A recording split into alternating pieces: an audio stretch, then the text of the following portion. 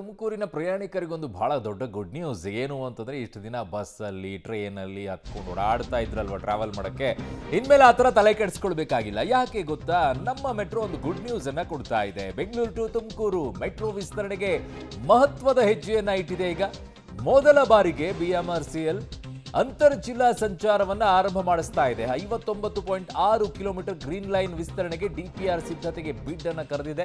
PPP ಮಾದರಿಯಲ್ಲಿ ಅಭಿವೃದ್ಧಿಪಡಿಸಲು ಪ್ರಸ್ತಾಪಿಸೋಕೆ plan ಅನ್ನ ಮಾಡಿಕೊಂಡಿದೆ. ವಿವರವಾದ ಯೋಜನಾ ವರದಿಯನ್ನ ಈಗ ಸಿದ್ಧಪಡಿಸೋಕೆ ಬಿಡ್ ಅನ್ನ ಕರೆದಿದೆ BMRCL. ನೆಲಮಂಗಲ, ದಾಬಾಸ್ಪೇಟೆ, ಕ್ಯಾತ್ಸಂದ್ರ ಹಾದು ಹೋಗಲಿರುವಂತಹ ಈ ಹೊಸ ಕಾರಿಡಾರ್ ನವೆಂಬರ್ 21, 2025ರಂದು ಟೆಂಡರ್ ತೆರೆಯುವಂತಹ ಸಾಧ್ಯತೆ ಇದೆ ಅಂತ ಹೇಳ್ತಾ ಇದ್ದಾರೆ. ಹಾಗಾಗಿ ತುಮಕೂರಿನಿಂದ ಬೆಂಗಳೂರಿಗೆ ಬಂದು ಕೆಲಸ ಮಾಡಿಕೊಂಡು ವಾಪಸ್ ಯಾವುದಾದ್ರೂ ಟ್ರೈನ್ ಸಿಕ್ಕರೆ ಸಾಕು ಅಂದ್ಕೊಂಡು ಓಡಾಡ್ತಾ ಇದ್ದಂತಹ ಪ್ರಯಾಣಿಕರು ಯಾರೆಲ್ಲ ಇದ್ದೀರಿ, ನಿಮಗೊಂದು ಬಹಳ ದೊಡ್ಡ ಮಟ್ಟದಲ್ಲಿ ಅನುಕೂಲ. ಬಟ್ ಒಂದು ಪ್ರಶ್ನೆ ನನಗೆ BMRCL ಬಳಿ, ಪ್ರೈಸ್ ಎಷ್ಟಿರುತ್ತೆ ಅನ್ನೋದ್ರ ಮೇಲೆ ಪ್ರಯಾಣಿಕರು ಓಡಾಡ್ತಾರೆ, ಅದಂತೂ ಸ್ಪಷ್ಟ ನಿಮಗೆ. ಯಾಕೆ ಅಂತಂದರೆ ಅನೇಕ ಟ್ರೈನ್ಗಳೆಲ್ಲ ಓಡಾಡುತ್ತೆ ತುಮಕೂರು ಮತ್ತು ಬೆಂಗಳೂರು ನಡುವೆ, ಹಾಗಾಗಿ ಅದು ಕಡಿಮೆಗೆ ಸಿಗುತ್ತೆ.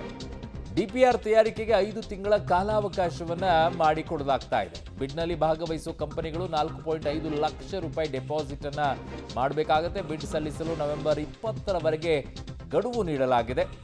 ಮಾದವಾರದ BIEC ಇಂದ ತುಮಕೂರುವರೆಗೆ 25 ಮೆಟ್ರೋ ನಿಲ್ದಾಣಗಳು ಬರುತ್ತೆ. ಎಲ್ಲವೂ ಕೂಡ ಎಲಿವೇಟೆಡ್ ಮಾದರಿಯ ನಿಲ್ದಾಣಗಳಾಗುತ್ತೆ. DPR ತಯಾರಿಕೆಗೆ ಉಪಮುಖ್ಯಮಂತ್ರಿಗಳು ಹೇಳ್ತಾ ಇದ್ರು, ಮೆಟ್ರೋ ಅಷ್ಟೇ ಅಲ್ಲ, ಅದ್ರ ಜೊತೆಗೆ ನಾವು ಫ್ಲೈಓವರ್ ಕೂಡ ಮಾಡ್ತೀವಿ ಅಂತ ಹೇಳ್ತಾ ಇದ್ರು. ಸೊ ಹಾಗಾಗಿ ಡಬಲ್ ಡೆಕ್ಕರ್ ರೀತಿಯಲ್ಲಿ ಆ ರೀತಿ ಮಾಡೋದು ಸೂಕ್ತ ಅಂತ ಕಾಣಿಸುತ್ತೆ. ಒಂದು ರೀತಿಯಲ್ಲಿ ಕೇವಲ ಮೆಟ್ರೋಗೆ ಮಾತ್ರ ಮಾಡೋಕ್ಕೆ ಹೋಗಬೇಡಿ. ಸೊ ಮೆಟ್ರೋ ಮತ್ತು ಫ್ಲೈಓವರ್ ಅದರ ರೀತಿಯಲ್ಲಿರಲಿ ಡಬಲ್. ಸೊ ಎಲ್ಲೆಲ್ಲಿ ಏನೇನು ಸ್ಥಳಗಳು, ಸಂಭಾವ್ಯ ನಿಲ್ದಾಣಗಳು ಅನ್ನುವಂಥದ್ದು Madavara, Makali, Dasanapura, Nelamangala, so weaver colony, Nelamangala Vishweshwarapura, so weaver colony, Nelamangala Vishweshwarapura ಸಂಪೂರ್ಣವಾಗಿ ನಿಮ್ಗೆ ಅಲ್ಲಿಂದ ಹೋಗೋದು ಎಲ್ಲವೂ ಕೂಡ ಬರುತ್ತೆ. So Nelamangala toll gate, Budihal, T Begur,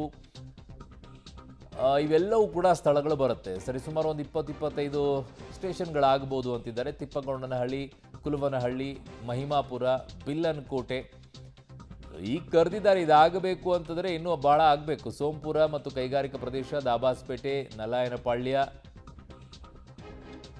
ಅದಾದ ನಂತರ ನಿಮಗೆ ಸಂಪೂರ್ಣವಾಗಿ ಆ ಕಡೆಗೆ ಹೋಗ್ಬಿಡುತ್ತೆ. ತುಮಕೂರು ಸೈಡು ಚಿಕ್ಕಹಳ್ಳಿ, ಹಿರೇಹಳ್ಳಿ ಕೈಗಾರಿಕಾ ಪ್ರದೇಶ ಏನಿದೆ, ಪಂಡಿತನಹಳ್ಳಿ, ಕ್ಯಾತ್ಸಂದ್ರ ಬೈಪಾಸು ಮತ್ತು ಕ್ಯಾತ್ಸಂದ್ರ. ನನ್ನ ಸಹೋದ್ಯೋಗಿ ಅರುಣ ಇದ್ದಾರೆ. ಅರುಣ, ಈಗ ನಿಜಕ್ಕೂ ಕೂಡ ಇದು ಒಂದು ರೀತಿಯಾಗಿ ಗುಡ್ ನ್ಯೂಸು ಆಗುತ್ತೆ. ಇನ್ನೊಂದು ಕಡೆಗೆ ಒಂದು ಪ್ರಶ್ನೆಯೂ ಕೂಡ ಕಾಡುತ್ತೆ. ಏನು ಅಂತಂದರೆ ಈಗಾಗಲೇ ಬೆಂಗಳೂರಿನಿಂದ ತುಂಬ ಜನ ತುಮಕೂರಿಗೆ ಟ್ರಾವೆಲನ್ನು ಮಾಡ್ತಾ ಇರ್ತಾರೆ. ಅವರೆಲ್ಲರೂ ಕೂಡ ರೈಲನ್ನು ಡಿಪೆಂಡ್ ಆಗಿದ್ದಾರೆ. ಅನೇಕ ರೀತಿಯಾದಂಥ ಇಲ್ಲಿ ಅವಕಾಶಗಳಿದೆ. ಅರ್ಧ ಗಂಟೆಗೆ ಒಂದೊಂದೆಲ್ಲ ಟ್ರೈನ್ಗಳು ಸಿಗೋದ್ರಿಂದ ಅದು ಚೀಪ್ ಆಗುತ್ತೆ, ಓಡಾಡೋಕ್ಕೂ ಕೂಡ ಅನುಕೂಲ ಆಗುತ್ತೆ ಅನ್ನೋ ಲೆಕ್ಕಾಚಾರಗಳಿದ್ದಾರೆ.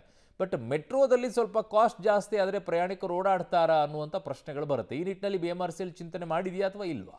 ಎಸ್ ಅರುಣ್, ಈ ಹಿಂದೆ ಅಂದರೆ 2024ನೇ ಸಾಲಿನ ಬಜೆಟ್ ವೇಳೆಯಲ್ಲಿ CM ಸಿದ್ದರಾಮಯ್ಯನವರು ಕೂಡ ನಮ್ಮ ಮೆಟ್ರೋವನ್ನು ತುಮಕೂರಿಗೆ ಎಕ್ಸ್ಟೆಂಡನ್ನು ಮಾಡುವಂತಹ ನಿಟ್ಟಿನಲ್ಲಿ ಒಂದು ಯೋಜನೆಯನ್ನು ಘೋಷಿಸಿದ್ರು. ಇದಕ್ಕೆ ಅನುಗುಣವಾಗಿ ನಮ್ಮ ಮೆಟ್ರೋದಿಂದ ಸಿದ್ಧತೆಗಳು ಕೂಡ ಆರಂಭವಾಗಿದೆ.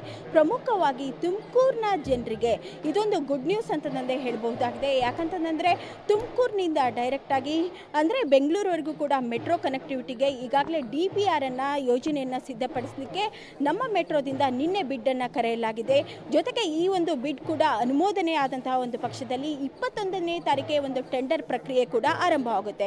ಪ್ರಮುಖವಾಗಿ ನೀವು ಹೇಳ್ದಂಗೆ ಈಗಾಗಲೇ ರೈಲು ಸಂಚಾರ ಇದೆ, ಬಸ್ಗಳ ಸಂಚಾರ ಇದೆ.